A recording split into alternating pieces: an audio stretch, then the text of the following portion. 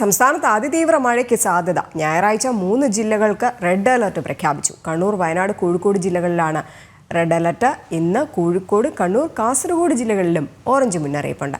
കേരള, കർണാടക, ലക്ഷദ്വീപ് തീരങ്ങളിൽ മത്സ്യബന്ധനത്തിനും വിലക്കേർപ്പെടുത്തി. ശാലിനിയുണ്ട്. ശാലിനി, എന്തൊക്കെയാണ് മഴ മുന്നറിയിപ്പുകൾ?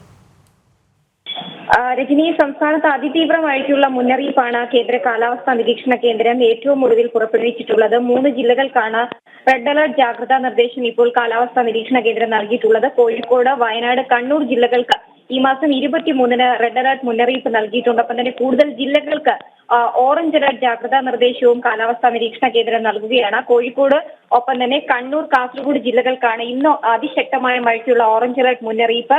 തിരുവനന്തപുരം, കൊല്ലം, പത്തനംതിട്ട, കോട്ടയം ഒഴികെയുള്ള മറ്റ് മുഴുവൻ ജില്ലകൾക്കും ഇന്ന് യെല്ലോ അലർട്ട് ജാഗ്രതാ നിർദ്ദേശവും പുറപ്പെടുവിച്ചിട്ടുണ്ട്. നാളെ ഇടുക്കി, മലപ്പുറം, ഒപ്പം കോഴിക്കോട്, വയനാട്, കണ്ണൂർ, കാസർഗോഡ് ജില്ലകൾക്കും ഓറഞ്ച് അലർട്ട് മുന്നറിയിപ്പ് നൽകിയിരിക്കുകയാണ്.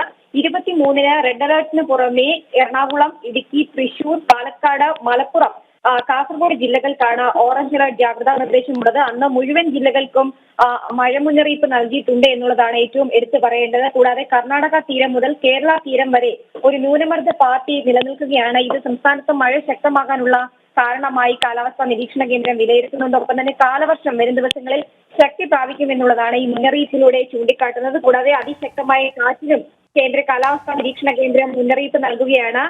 സംസ്ഥാനത്ത് മധ്യ കേരളത്തിലും വടക്കൻ കേരളത്തിലും മഴ തീവ്രമാകുന്നതോടൊപ്പം തന്നെ ഈ മാസം 25 വരെ കേരള, കർണാടക, ലക്ഷദ്വീപ് തീരങ്ങളിൽ മത്സ്യബന്ധനത്തിന് കൂടി കാലവർഷം വീണ്ടും കനക്കുകയാണ്. സംസ്ഥാനത്ത് അതിതീവ്ര മഴയ്ക്ക് സാധ്യതയുണ്ട്. ജാഗ്രതാ നിർദ്ദേശങ്ങളൊക്കെ തന്നെ കൃത്യമായിട്ട് ജനങ്ങൾ പാലിക്കേണ്ടതുമാണ്.